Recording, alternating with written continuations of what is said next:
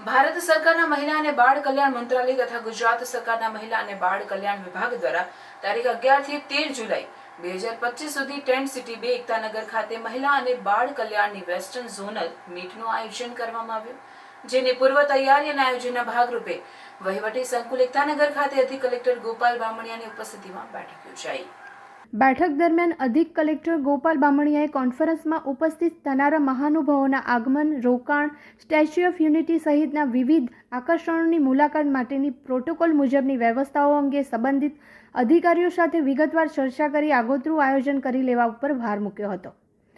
Narmada tent city Ektanagar ખાતે યોજાનારી આ 3 દિવસીય સમિટમાં ગુજરાત સરકારના મહિલા બાળ કલ્યાણ વિભાગ ઉચ્ચ અધિકારીઓ, વેસ્ટર્ન રિજિયનના જિલ્લા અમલીકરણ અધિકારી ઉપસ્થિત રહેનાર છે।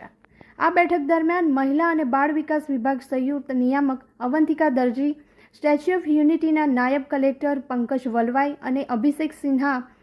ICDSના in-charge program officer doctor J.O. Madhak, tent city 2ના સંચાલકો, સ્ટેચ્યુ ઓફ યુનિટીના અધિકારીઓ, નર્મદા જિલ્લા વહીવટી તંત્રના સંબંધિત વિભાગોના અધિકારીઓ પણ ઉપસ્થિત રહ્યા હતા।